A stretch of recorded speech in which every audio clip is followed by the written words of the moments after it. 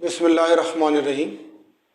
आप मेरा YouTube channel देख रहे हैं माइंडसेट और मैं ज़फ़र नदीम हूँ। आज जिस कंट्री की डिटेल में मैंने बात करनी है आपसे, उसका नाम नेपाल है। साउथ एशियन कंट्री है और ये जो कंट्री है इसके जो बॉर्डर में इंडिया है और चाइना है तिब्बत के साथ। यहाँ पर दो किस्म का टूरिज़्म होता है, एक रिलीजियस टूरिज़्म है और दूसरा माउंटेनियस टूरिज़्म है। लैंडलॉक्ड कंट्री होने की वजह से कोई समंदर नहीं लगता, तो दो कंट्रीज़ हैं, एक इंडिया है और दूसरा चाइना है। ज़मीनी रास्ते सिर्फ दो ही तरीके से हैं। यहाँ की जो आबादी है वो तकरीबन कोई 3.5 करोड़ के करीब है। काठमांडू इसका कैपिटल है और रिलीजियस टूरिज़्म में यहाँ जो मज़ाहिब हैं उनमें सबसे बड़ा हिंदुइज़्म है, उसके बाद बुद्धिज़्म है, इस्लाम है और आखिर में क्रिश्चियनिटी है। 81% तकरीबन हिंदुइज़्म के मानने वाले हैं और अराउंड 9.0% जो है वो बुद्धिज़्म के मानने वाले हैं। 4.4 इस्लाम को एक्सेप्ट करते हैं और 1 पॉइंट अराउंड समथिंग क्रिश्चियनिटी को फॉलो करते हैं और बकिया जो है इसके अलावा है। काठमांडू में और उसके अतराफ़ में बहुत खूबसूरत टेम्पल्स हैं, तो लोग उन टेम्पल्स की वजह से आते हैं। एशियन टेम्पल्स हैं और माउंटेन के अंदर माउंट एवरेस्ट जो दुनिया की सबसे बड़ी चोटी है, जिसका एक कॉलम नेपाल में गिरता है और दूसरा जो है वो चाइना में है। इसकी टोटल लंबाई जो है तकरीबन 8848.86 मीटर है, यानी तकरीबन 8,848.86 मीटर। 2020 में ये कैलकुलेशन की गई थी चाइनीज़ और नेपालीज़ ऑफिशियल ने। ये थोड़ा सा इंट्रोडक्शन नेपाल के बारे में देने के बाद मैं आपको बताता हूँ कि टूरिज़्म के जो वीज़ा है, टूरिस्ट वीज़ा जो है, उसके लिए क्या क्या डिमांड करता है नेपाल पाकिस्तानियों के लिए। ये दो टाइप के वीज़े हैं, एक ऑफिशियल वीज़ा है यानी डिप्लोमेटिक या ऑफिशियल वीज़ा और दूसरा टूरिस्ट वीज़ा है। टूरिस्ट वीज़े में कुछ स्टेप्स हैं और उन स्टेप को आपको फॉलो करना होगा, उसके बाद आपको बआसानी वीज़ा मिल जाएगा। स्टेप 1 में एक आपको ऑनलाइन एप्लीकेशन फॉर्म अवेलेबल है इनकी वेबसाइट के ऊपर, जिसका लिंक मैं आपको डिस्क्रिप्शन में दूंगा, इस्लामाबाद एम्बेसी की। उस पर आपने जहाँ लिंक करने के बाद आपने अपनी पर्सनल इंफॉर्मेशन वहाँ पे अपलोड करना है। ये करने के बाद स्टेप 2 में आपके पास एक कंफर्मेशन स्लिप भेजी जाएगी मिनिस्ट्री ऑफ फॉरेन अफेयर्स की तरफ से, और वो कंफर्मेशन स्लिप आपने रखनी है। वो कंफर्मेशन स्लिप ये है कि उनको डॉक्यूमेंट वसूल हो गए हैं और उन्हें वेरीफाई कर दिया है। उसके बाद स्टेप 3 में आपको अपने तमाम डॉक्यूमेंट जो हैं उनको PDF फॉर्मेट में, यानी पोर्टेबल डॉक्यूमेंट फॉर्मेट जिसे हम PDF कहते हैं, उस फॉर्मेट में तैयार करना है और तैयार करने के बाद आपने उसको ईमेल करना है। दो ईमेल एड्रेस हैं जो वेबसाइट पे अवेलेबल हैं, मैं उनके नाम पढ़ देता हूँ।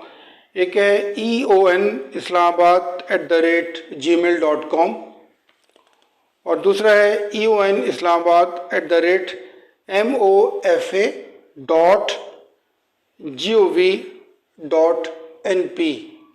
MOFA का मतलब है ministry of foreign affairs, GOV का मतलब गवर्नमेंट और .np का मतलब है नेपाल। ये दो ईमेल एड्रेस हैं जिन पे आप अपने तमाम डॉक्यूमेंट्स PDF में कन्वर्ट करने के बाद अपलोड करेंगे।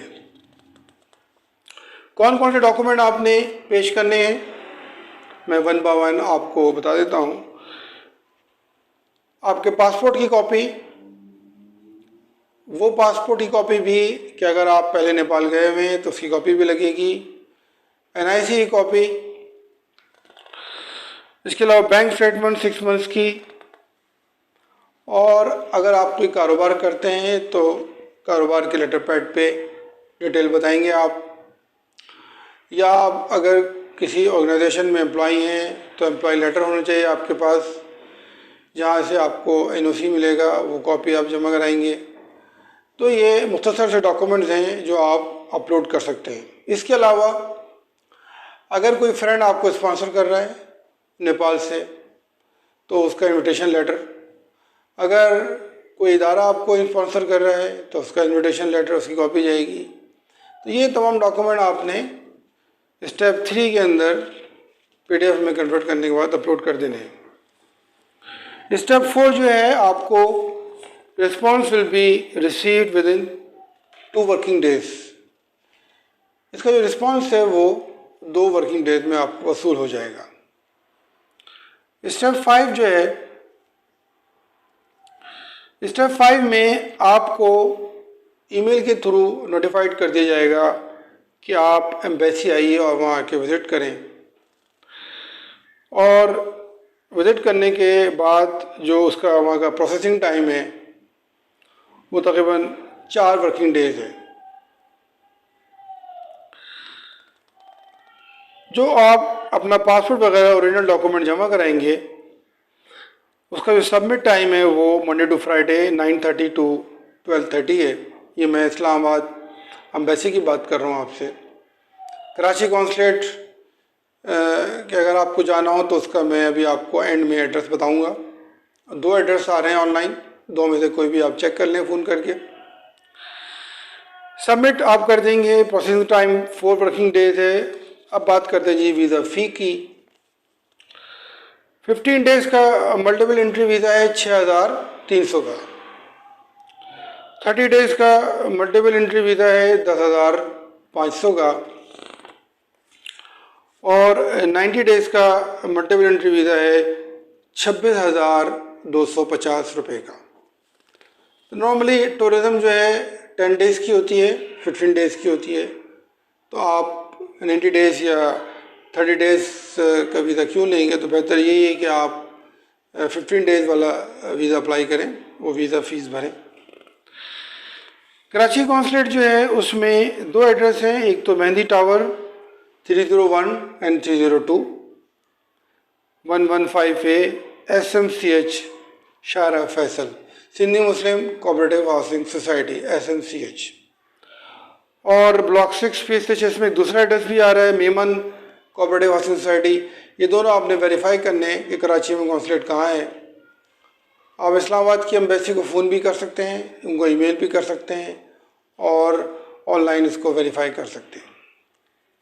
तो ये था हमारा आज का एक detail video about Nepal visa, कि नेपाल का वीज़ा आप किस तरह हासिल कर सकते हैं। नेपाल टूरिज़म के हिसाब से बहुत खुशनसीब मुल्क है। वहाँ बहुत बड़े पहाड़ हैं, तकरीबन 8 बुलंद वाला पहाड़ियाँ हैं, जिनमें एक माउंट एवरेस्ट सबसे बड़ी चोटी है। तो अगर आपको माउंट एवरेस्ट पे जाना है तो आपको काठमांडू उतरना पड़ेगा, और फिर वहाँ से तमाम प्रोसीजर स्टार्ट होता है। अगर आपको ट्रैकिंग करना है तो एक मशहूर ट्रैक है उनका, अन्नपूर्णा ट्रैक, जहाँ पर पून हिल एक पॉइंट है जहाँ जाके ये ट्रैक ख़त्म होता है। तकरीबन 5 डेज़ का ट्रैकिंग है, तो इसके लिए भी आपको काठमांडू ही आना पड़ेगा। तो मुख्तलिफ़ ट्रैकिंग फील्ड्स हैं इनकी, और मुख्तलिफ़ पहाड़ी सिलसिले हैं जहाँ आप घूम सकते हैं। इसके अलावा अगर टेम्पल्स आपको देखने हैं काठमांडू में तो आप टेम्पल्स का विज़िट भी कर सकते हैं। नॉर्मली दुनिया में सबसे बड़ी टूरिज़म जो है वो रिलीजियस टूरिज़म है, और उसके बाद ये माउंटेनियस टूरिज़म कहलाती है, क्योंकि यहाँ लश ग्रीन इन्वायरमेंट्स हैं और स्प्रिंग्स होते हैं और दरिया वगैरह आपको वहाँ होते हैं, और आप उससे लुत्फ़अंदोज़ हो सकते हैं। तो आज के लिए इतना ही। नेक्स्ट वीडियो में इंशाअल्लाह किसी नई कंट्री के साथ दोबारा हाजिर होऊंगा। तब तक के लिए अपना ख्याल रखिएगा। अल्लाह हाफ़िज़ एंड टेक केयर।